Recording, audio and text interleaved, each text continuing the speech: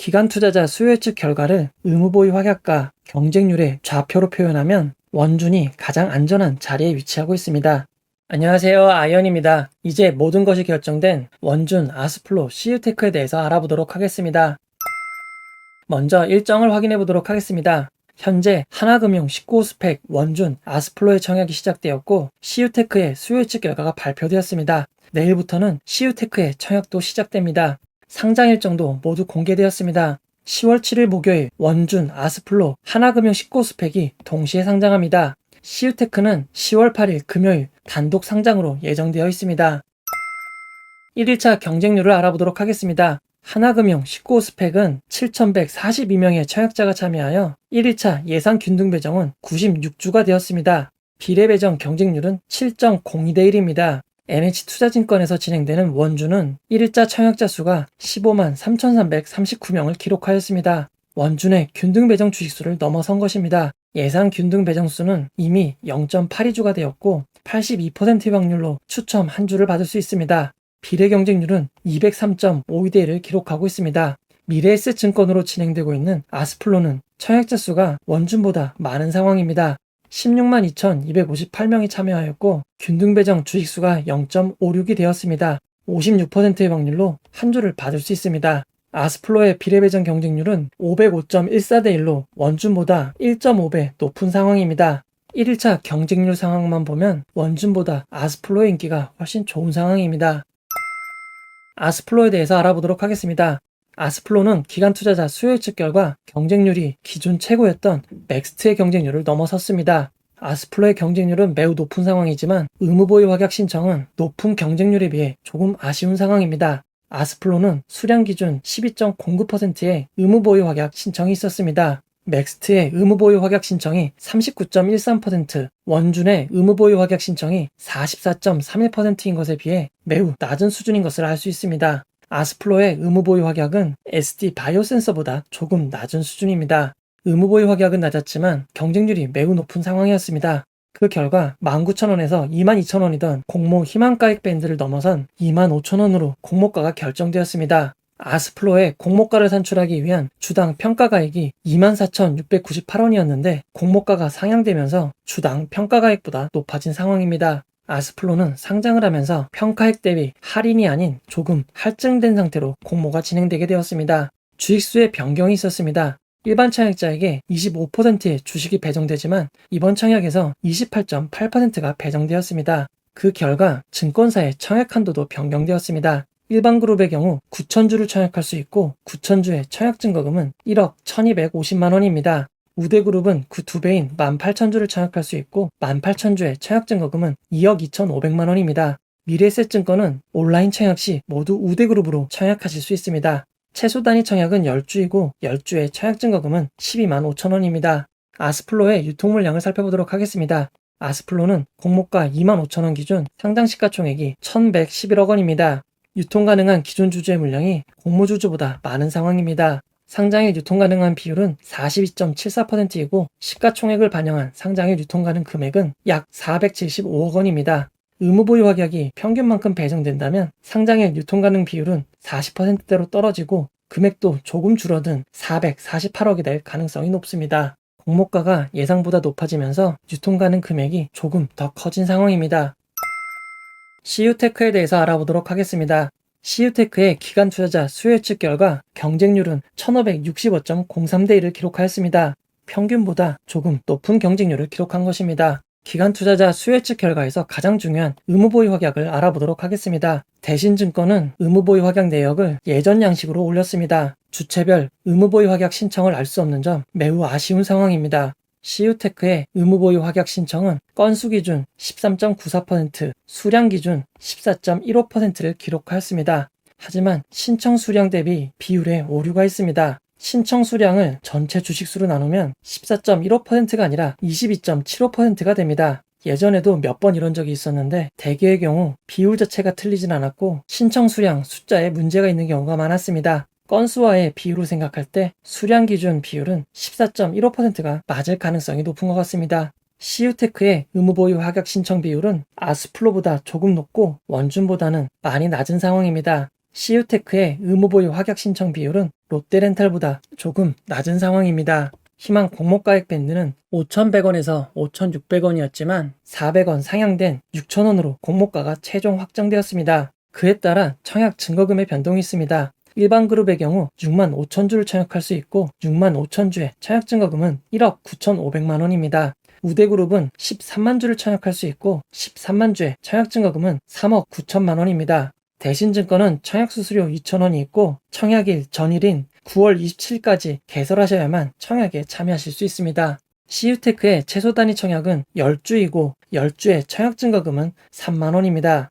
5주를 초과하여 균등 배정 받을 확률이 아주 높아 보이진 않지만 혹시 모르니 20주 신청하시는 것을 권장드리도록 하겠습니다. CU테크의 유통 물량을 알아보도록 하겠습니다. 공모가 6,000원 기준 상장 시가총액은 1,059억 원입니다. 상장일 유통 가능한 기존 주주의 물량은 없고 우리 사주에 배정된 주식도 없습니다. 상장일 유통 가능 비율은 29.73%이고 시가총액을 반영한 상장일 유통 가능 금액은 315억 원입니다. 여기서 기관 투자자의 의무 보유 확약이 평균만큼 배정된다면 예상 유통 가능 비율은 21.67%로 낮아지고 예상 유통 가능 금액은 230억 원이 됩니다. 의무 보유 확약이 많이 배정된다면 그만큼 예상 유통 가능 금액은 큰 폭으로 낮아질 수 있습니다. 하나금융 19호 스펙을 빠르게 알아보도록 하겠습니다. 하나금융 19호 스펙은 기관 투자자 수요 예측 결과 경쟁률은 스펙 중에서 최고로 높은 경쟁률을 기록하였습니다. 하지만 기관 투자자의 의무 보유 확약은 없는 상황입니다. 최근 상장한 스펙들의 상장일 성적을 알아보면 삼성 머스트 스펙 5호 이후로 스펙들의 상장일 성적은 점점 낮아지고 있습니다. 오늘 상장한 신한 스펙 8호는 거의 예전과 같은 모습을 보여줬습니다. 삼성 스펙 4호가 큰 폭의 상승을 하기 전 상장한 스펙들의 성적을 보면 시가는 2,041원, 고가는 2,051원, 저가는 2,036원입니다. 원래 스펙은 상장일 2,020원에서 크게 오르면 2,080원 정도 형성하는 것이 일상적인 상황이었습니다. 그리고 합병 이슈가 있을 때 상승을 시작하는 것이 스펙의 상황인데 최근 이례적으로 상장일에 큰 폭의 상승을 했던 것입니다. 이제는 스펙에 대한 기대치를 많이 낮추어야 할 것 같습니다. 하나금융 19 스펙은 의무 보유 확약이 없어 상장일 유통 물량이 110억 원으로 확정된 상황입니다. 기존 스펙들보다도 상장일 유통 가능 금액이 많은 상황입니다. 하나금융 투자는 청약 수수료 2,000원이 있습니다. 상장일 상승폭이 크게 낮아짐에 따라 청약 수수료도 매우 중요한 기준이 되었습니다. 이제 균등 배정만 하셔도 청약 수수료가 있는 경우 청약 수수료도 건지기 쉽지 않은 경우가 생겼습니다. 대신 밸런스 제10호 스펙의 경우 균등 배정으로 6주에서 7주를 받을 수 있었고 청약 수수료를 포함하면 한 주당 2,285원에서 2,333원의 청약을 받은 셈이 됩니다. 예전처럼 상장일 수익이 크게 낮아졌습니다. 이런 상황에선 예전처럼 경쟁률이 매우 낮아야만 의미가 있을 수 있습니다. 2020년에는 스펙은 미달하는 것이 일반적이었습니다. 스펙이 크게 상승하기 전인 올해 스펙의 경쟁률을 보면 7.45대 1에서 237.46대 1을 기록하였습니다. 게다가 하나금융 19 스펙은 세 종목 동시상장으로 진행이 됩니다. 균등 배정으로도 예전처럼 몇십 주를 받을 수 있거나 경쟁률이 아주 낮은 것이 아니라면 승률이 매우 낮은 상황이 되었습니다. 이제 비교 정리를 해보도록 하겠습니다.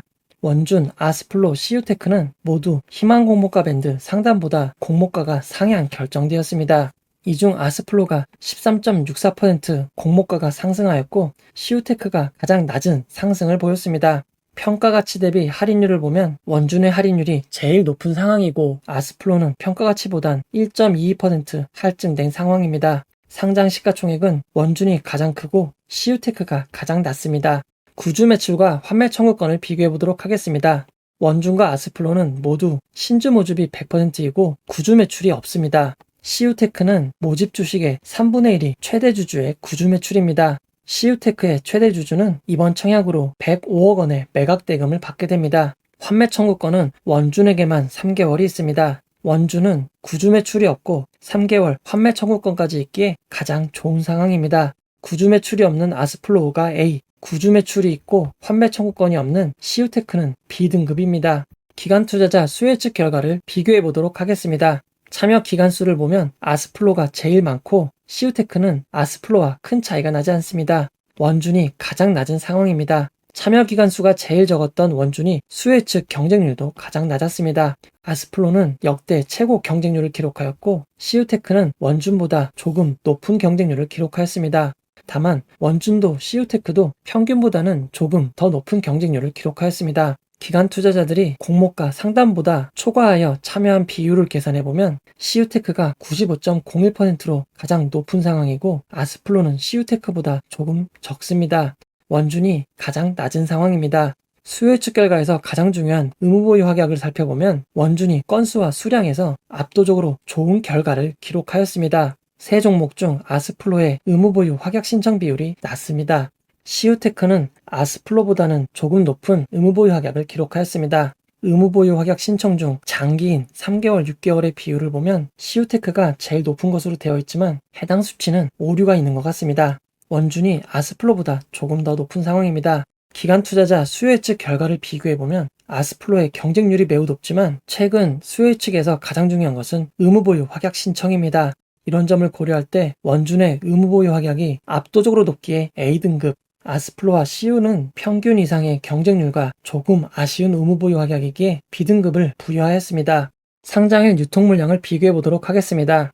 상장일 유통물량 비율은 아스플로가 42.70%로 가장 높은 상황입니다. 시우테크가 29.73%로 가장 낮고 원주는 아스플로와 큰 차이가 나지 않습니다. 시가총액을 반영한 상장일 유통 금액을 보면 원준의 시가총액이 아스플로나 시우테크보다 높기에 상장일 유통 금액이 크게 높은 상황입니다. 시우테크와 아스플로는 서로 시가총액이 비슷하지만 시우테크에 상장일 매각 가능한 기존 주주의 물량이 없어 상장일 유통 가능 금액이 제일 낮은 상황입니다. 상장일 매각 가능한 기존 주주의 비율은 아스플로가 72.2%로 매우 높은 상황입니다. 기존 주주 유통 가능 비율은 원준이 아스플로보다 낮지만 시가총액이 크기에 금액은 2배 가까이 높습니다. 다만 원준은 기관 투자자들의 의무보유 확약 신청이 높았고 의무보유 확약 신청이 배정되는 정도에 따라 실제 유통 가능 비율과 금액은 크게 낮아질 수 있는 상황입니다. 전체적으로 유통 가능 비율이 낮고 기존 주주의 유통 가능 금액이 없는 시우테크가 상장일 유통 물량에선 매우 유리한 상황입니다.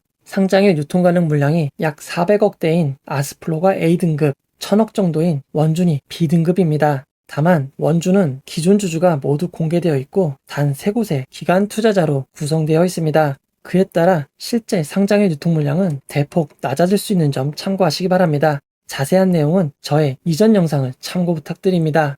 2020년 수익성을 비교해 보도록 하겠습니다. 원준은 2020년 기준 영업이익이 적자이고 19년 대비 매출이 31% 가까이 줄었습니다. 아스플로는 2019년 대비 매출이 10% 증가했고 영업이익과 순이익 모두 흑자를 기록하였습니다. 영업이익률은 10%입니다. 시우테크는 세 기업 중 매출과 영업이익, 순이익의 양이 제일 큽니다. 다만 영업이익률은 아스플로보다 낮은 7.23%이고 2019년 대비 매출이 31.21% 줄어들었습니다. 아스플로가 시우테크보다 매출의 양과 영업이익의 크기는 적지만 영업이익률이 시우테크보다 높고 2019년 대비 매출이 증가했기에 2010년 수익성 지표는 아스플로가 제일 좋다고 할 수 있습니다. 2021년 수익성 지표를 비교해 보도록 하겠습니다.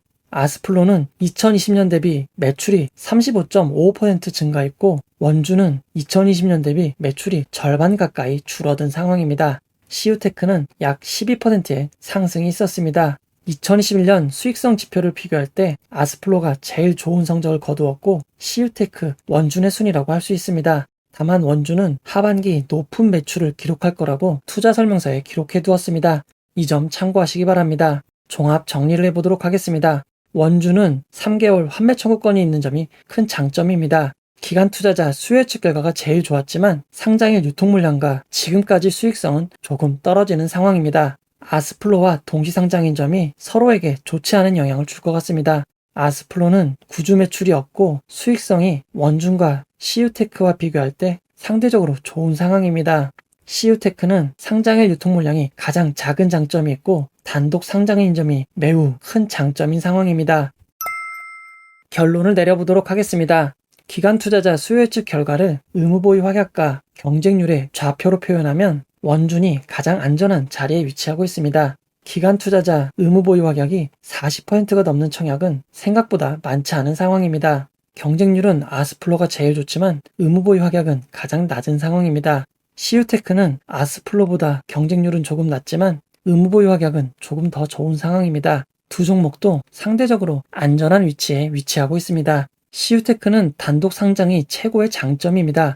구주 매출의 단점이 있지만 상장일 매각 가능한 기존 주주가 없고 상장일 유통 물량도 가장 적습니다. 그에 따라 가장 안정적으로 볼 수 있는 상황입니다. CU테크의 의무보유 확약 신청 수량에 오류가 있는 상황입니다. 단순 숫자 오류로 생각되지만 혹시나 계산 오류라면 22.76%의 의무보유 확약 신청이 됩니다. 그렇다면 상장일 유통 물량이 더 줄어들 가능성도 있습니다.